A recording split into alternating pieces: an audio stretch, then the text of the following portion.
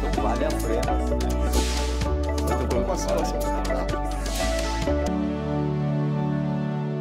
Olá!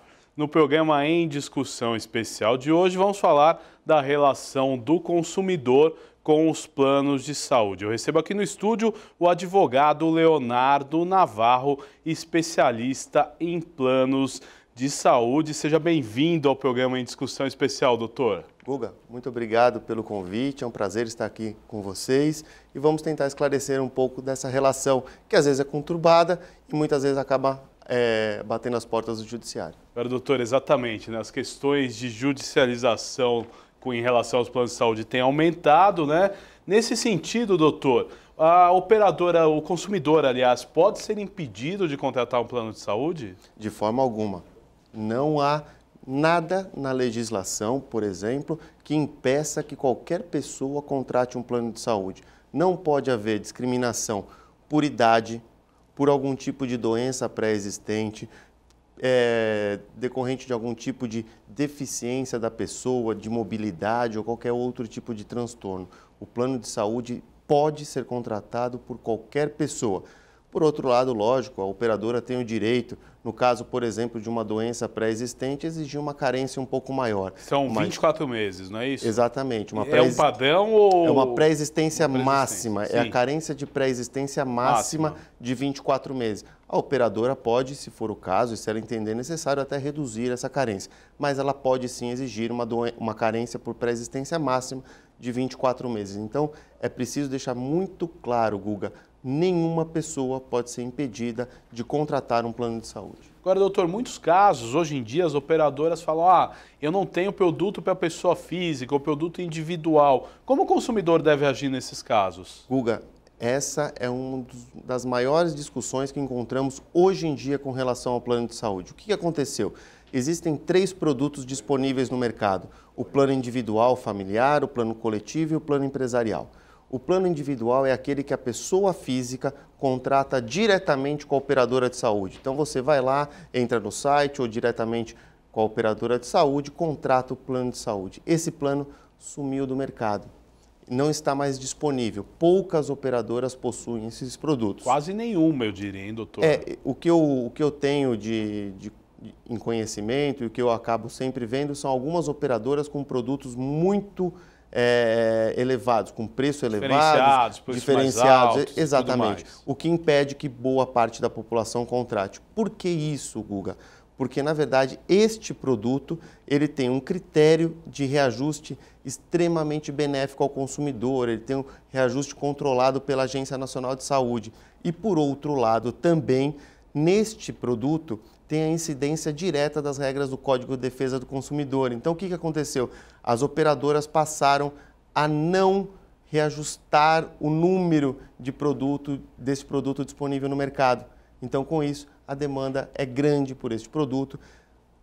Todos os institutos de defesa do consumidor buscam, perante as operadoras, que se reinjete no mercado planos individuais, mas ainda há muita discussão. E me parece que não há interesse das operadoras em comercializar esse produto, é uma questão comercial, né? Olha que engraçado, Guga.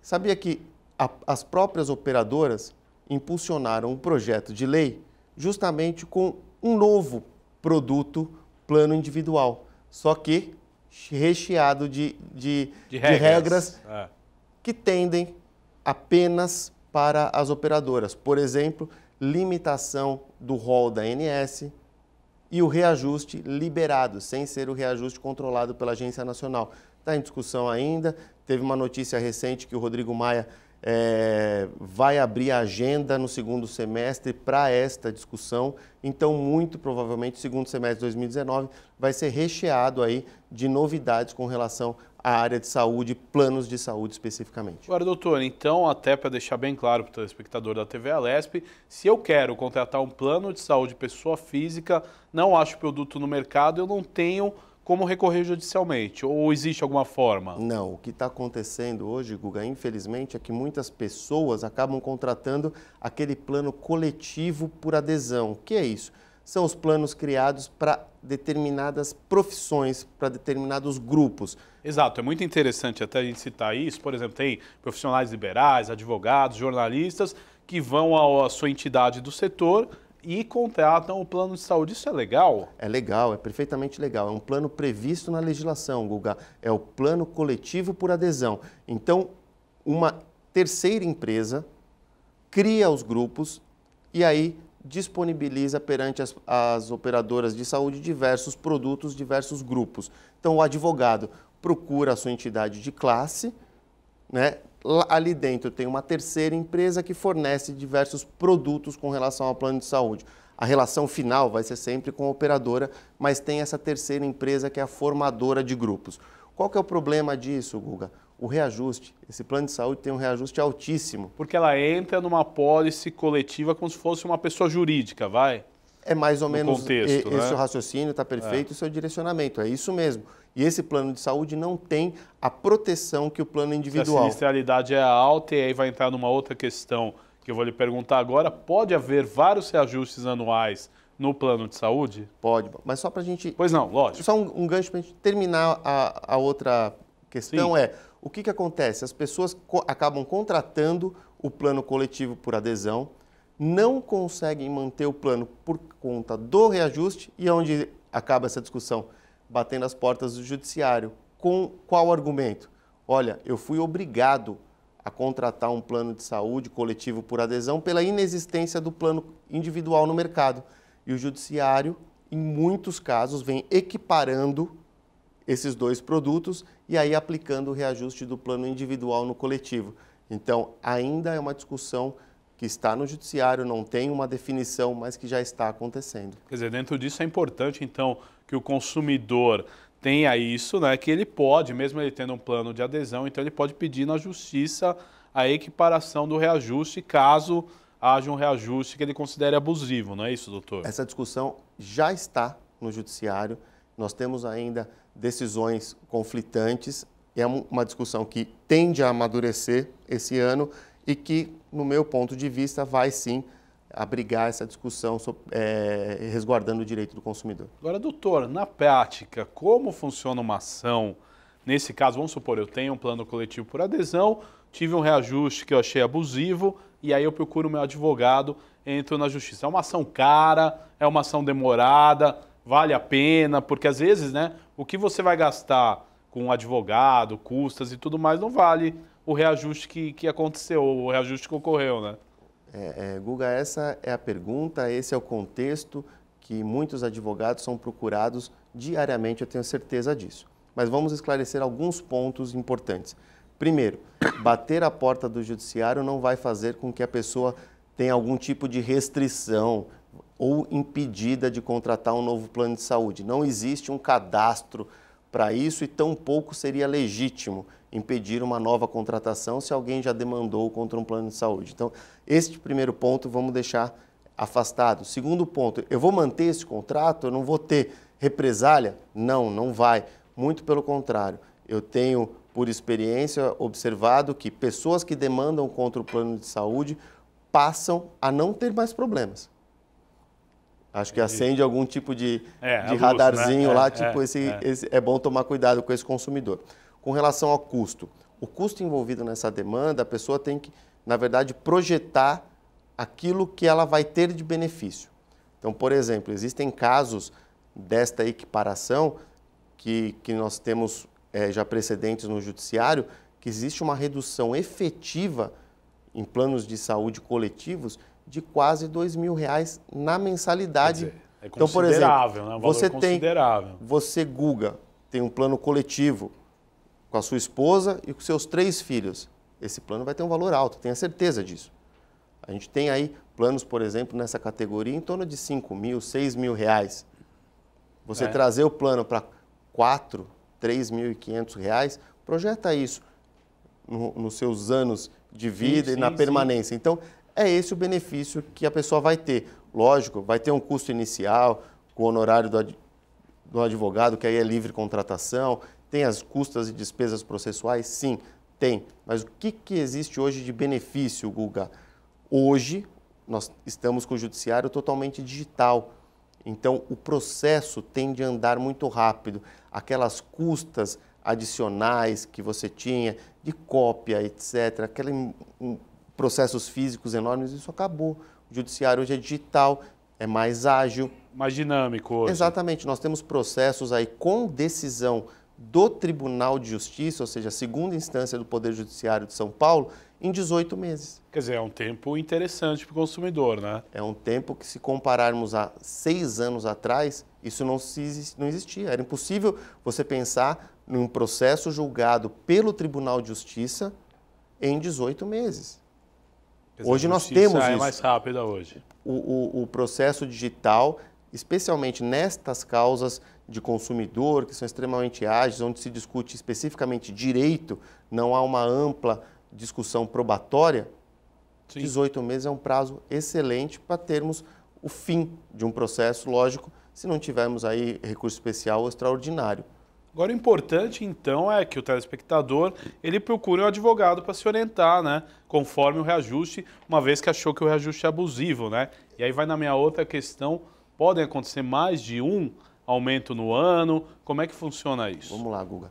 Todos os contratos, individuais, coletivos e o contrato empresarial, todos possuem um reajuste, que é aquele reajuste anual, que é esse que é divulgado pela ANS, que todo mês de julho também as operadoras divulgam para os planos coletivos e para os planos empresariais.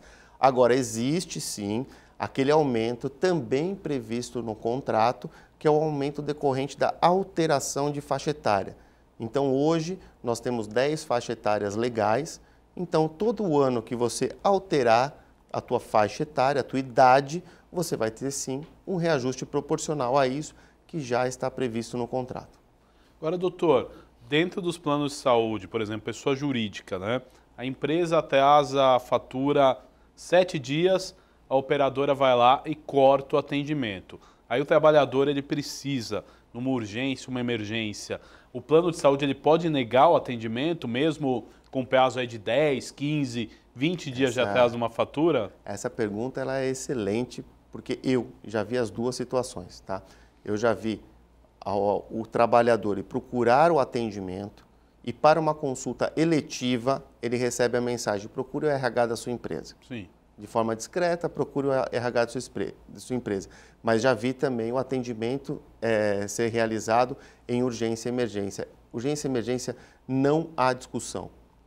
Nós estamos diante de um plano empresarial, a mora não é do empregado, não é daquele beneficiário do produto. Então eu vi sim o atendimento de urgência e emergência. Mas isso é uma regra, doutor, não, ou é um bom senso da operadora? Urgência e emergência, Guga, afasta carência, afasta eventual atraso de pagamento. Urgência e emergência não pode o trabalhador, a pessoa física, qualquer pessoa que tenha um plano de saúde não pode ter o atendimento negado em caso de urgência e emergência. E no caso do plano empresarial ainda tem um adicional, não é o trabalhador que paga a integralidade da fatura.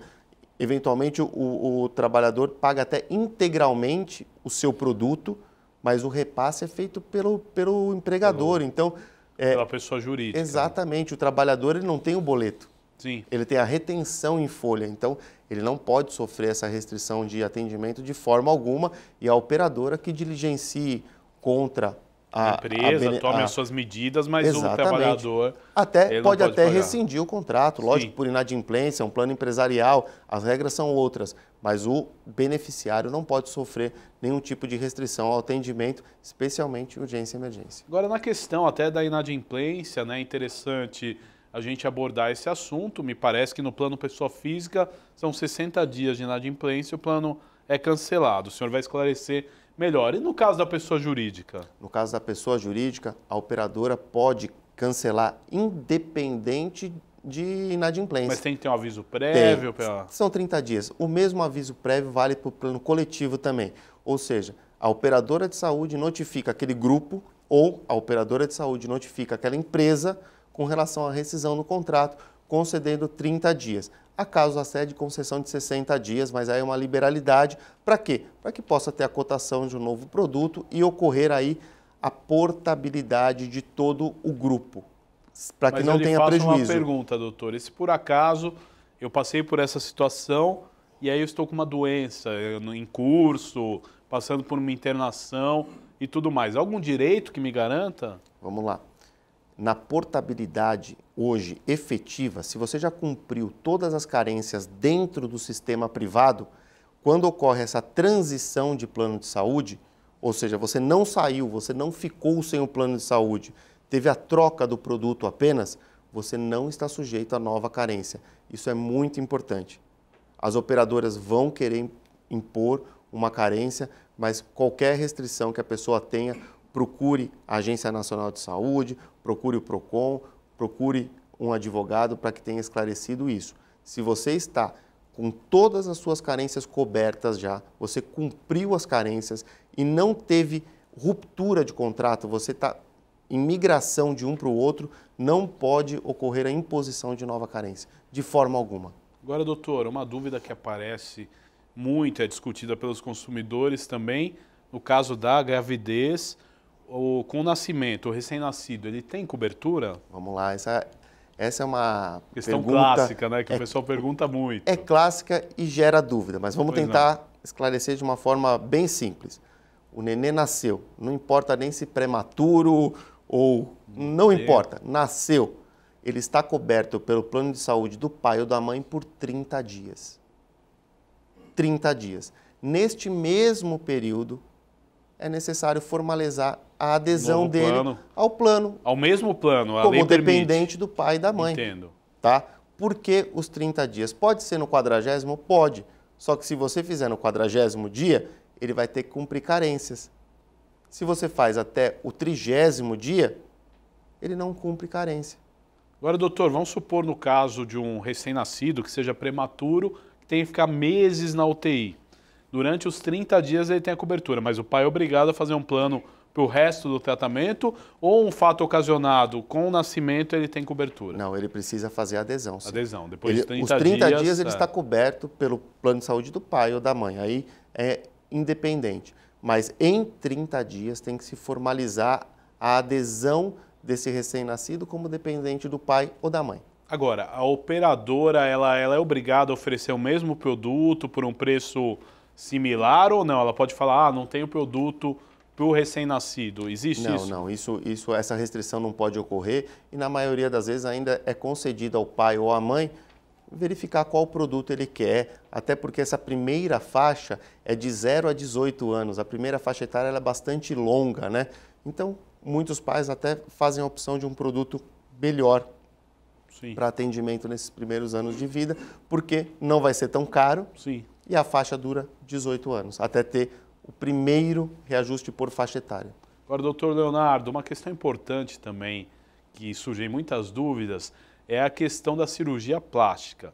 O plano, ele cobre cirurgia plástica? Existe uma diferença cirurgia plástica, né, corretiva ou cirurgia plástica eletiva? Estética. Não sei, estética, desculpe, o nome que se usa. Os planos cobrem? Isso é muito importante. Existem duas cirurgias hoje, que são chamadas cirurgias plásticas reparadoras, que os planos de saúde devem cobrir. Quais são? A reparadora decorrente da cirurgia mamária, do câncer de mama. Essa cirurgia é tida como reparadora. Então, a pessoa passa pelo trauma do câncer, né? Faz a cirurgia e todo o tratamento com relação ao câncer e aí tem sim o direito de ter a cirurgia mamária de reparação custeada pelo plano de saúde. Uma cirurgia clássica reparadora deve ser custeada pelo plano de saúde. E a outra cirurgia reparadora que chegou ao judiciário e que vem sendo aí dada o direito ao consumidor é a cirurgia reparadora decorrente de emagrecimento extremo. Que é a cirurgia bariátrica, né? Que é decorrência da cirurgia. Já existe até uma variação. Pode ser decorrente da bariátrica ou de um regime. O emagrecimento extremo supervisionado por médico. Então tem que ter um atestado médico, um laudo médico que comprove que aquele emagrecimento se deu por conta do tratamento X, Y.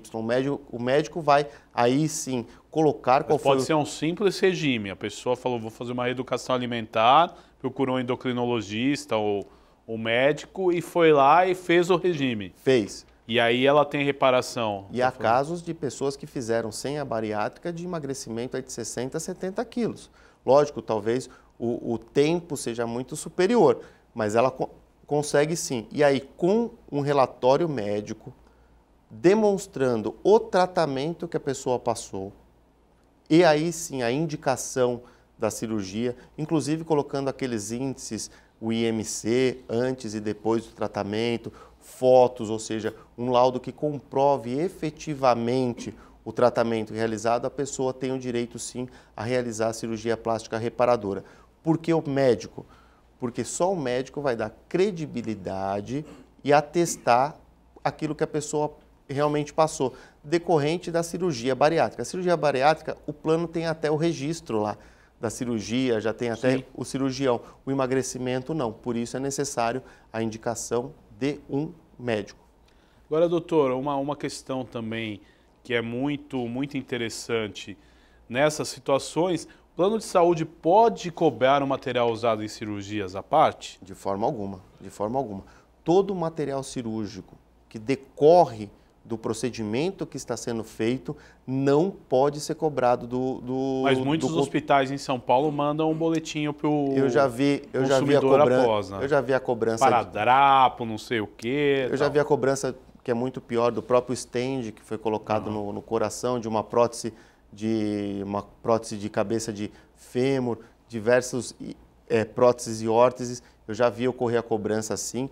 Contratos antigos possuíam essa restrição, o judiciário já derrubou, então todo item usado na cirurgia que decorra do procedimento cirúrgico deve ser custeado pelo plano de saúde e não há mais discussão. Se o plano fizer a cobrança, por favor, consumidor, procure sim seus direitos, denuncie essa prática à ANS, ao PROCON, procure um advogado porque esta cobrança é indevida. Agora, doutor, acontece muito, por exemplo, o consumidor vai numa consulta no médico do plano, aí está o procedimento, o médico fala, olha, o seu plano não cobre, se o senhor quiser fazer por fora, ou o meu anestesista não é do convênio, tal. Eu sou obrigado a fazer com o anestesista do convênio, ou pagar um procedimento com um médico que é do convênio, sendo que esse médico que eu vou também atende o convênio, mas ele não faz tal procedimento pelo convênio. Esse dia a dia do consumidor realmente faz com que qualquer um tenha dor de cabeça. Sim. Tá? Eu pago um plano de saúde, eu tenho o direito de realizar todo e qualquer procedimento que esteja listado no rol mínimo da ANS. Se o médico é credenciado ou não dentro do meu plano de saúde para realizar aquele procedimento é uma outra história, mas o médico não pode, de certa forma, iludir aquele consumidor, aquele paciente. Tem que ficar muito claro, olha, eu atendo você aqui por reembolso, eu atendo você de forma particular e eu tomo as medidas para receber do plano de saúde. É possível? É, mas nunca atenda o credenciado e depois venha cobrar posteriormente. Essa prática é passível de denúncia perante a ouvidoria do plano de saúde e pode levar ao descredenciamento desse profissional. Se eu pago um plano de saúde e aquele médico, aquele cirurgião, aquele endocrinologista, aquele cardiologista, ele é credenciado, ele deve praticar a tabela do plano, ou seja, ele deve receber aquilo que o plano irá pagar para ele. Agora, a empresa, vamos entrar na pessoa jurídica, no aposentado, na questão do aposentado. A empresa, ela pode cancelar o plano depois que o funcionário é demitido ou se aposenta? Vamos lá, são duas situações que têm pontos em comum e pontos divergentes. Vamos tentar explicar de uma forma rápida os dois. Aposentado. Contribuiu efetivamente para o plano. O que é contribuir efetivamente para o plano? Todo mês é descontado uma parcela da mensalidade, não coparticipação. Parcela da mensalidade. Então, meu plano custa R$1.000, eu pago 700 e a empresa custeia 300, sem problema nenhum. Aposentei, paguei por mais de 10 anos, tenho o direito de permanecer com o plano de saúde, na mesma categoria, nas mesmas condições, mas assumindo a integralidade da mensalidade. Algumas empresas, por livre iniciativa, por exemplo, custeiam ainda mais 24 meses e depois a pessoa assume. Mas essa não é a regra. A regra é, trabalhei por 10 anos, paguei pelo produto, me aposento, fico com o produto e faço o custeio integral. Então, a pessoa pode sim permanecer com o plano de saúde, inclusive se a empresa alterar o produto, altera o dela também. Agora, doutor, eu assumi o plano de saúde, eu resolvi permanecer. Como funciona a questão do reajuste? É sempre o reajuste da pessoa jurídica. Sempre vai seguir aquela regra e, na verdade, era a mesma regra. É um contrato que você está atrelado a uma pessoa jurídica. O teu contrato é dependente da pessoa jurídica. Mesmo eu não tendo mais nenhum vínculo com ela, mas o meu plano... Exatamente. Inclusive, se a empresa alterar o produto, altera o seu produto também. Então, isso é muito importante. O que veio salvar essas pessoas hoje são as novas regras de portabilidade. Antes, quem tinha o produto empresarial estava um pouco engessado para fazer portabilidade. Hoje, quem tem um produto empresarial pode pleitear portabilidade direta. Porque, teoricamente, doutor, a partir do momento que eu saí da empresa e eu continuei com o plano, estou com um produto quase que individual, né? E aí gera um conflito, né? Mas é um contrato, sim, dependente desse contrato maior. Então, as regras aí desse contrato é a regra de um contrato empresarial. Doutor, até uma pergunta básica, mas temos que ser didáticos. Lógico. Numa TV legislativa, o plano pode ser suspenso por falta de pagamento? Quais as regras? Não, não pode. Não pode. A prestação de serviço deve ser continuada. E eu vou te dar um ponto importantíssimo. Quando as empresas de saúde resolveram fornecer serviços de saúde que são inerentes ao Estado, eles assumem o risco dessa atividade. Lógico, se a pessoa for inadimplente, não pagar, pode ocorrer a restrição, mas não pode ficar com medidas paliativas. Vou te suspender consulta, depois te suspender. Não. Por isso que tem a regra dos 60 dias. Notifica, Dentro desses 60 dias... aí na pessoa física, notifica, dá prazo para pagamento, dá data e hora para pagamento, notifica novamente, manda um boleto e aí rescinde o contrato. E mesmo para rescindir, você precisa mandar um aviso, faltam 10 dias. Exatamente, tem toda uma regra. Dentro de 10 dias... Você vai notificar, você vai informar da inadimplência, você vai conceder o prazo, vai enviar um boleto novo. Não pode jogar também com a saúde do consumidor. E no caso empresarial, ocorreu o inadimplemento, a mora, né? Primeiro a mora de alguns dias, o plano de saúde que diligencie perante o empregador, perante a pessoa jurídica. E aí, existindo a impossibilidade desse pagamento, notifica e faz a rescisão. Agora, o consumidor que estabelece aí a relação de prestação de serviço, esse não pode sofrer por conta da inadimplência da pessoa jurídica. Tem que ser avisado imediatamente, nós vamos perder o plano vai ser rescindido, a empresa não tem mais condição de pagar, mas não pode sofrer nesses 30 dias, vamos colocar assim, no caso da pessoa jurídica. Agora, não doutor, pode. o tema é bastante rico, já estamos chegando nos momentos finais do nosso programa, mas o consumidor, ele pode trocar de plano sem cumprir carência? Exatamente, foi isso que eu coloquei um pingo, né, momentos atrás. Hoje, as novas regras de portabilidade prevêem e viabilizam que o consumidor possa mudar de plano de saúde, de produto também. Ou seja, eu tenho um produto muito básico e quero ir para o produto superior. Você vai e cumpre uma carência só proporcional àquilo que você não tinha antes. Agora, se você vier de um produto X para outra operadora que tem o mesmo produto, com a mesma cobertura, você não cumpre carência.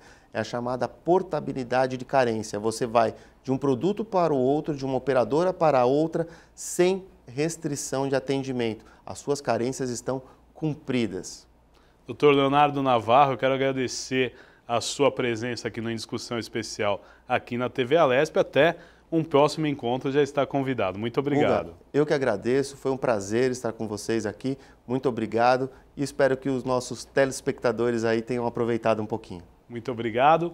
Este foi o programa Em Discussão Especial. Falamos da relação entre os consumidores e os planos de saúde. Você pode ver e rever este e outros programas em nosso canal no YouTube. Até nosso próximo encontro. Valeu!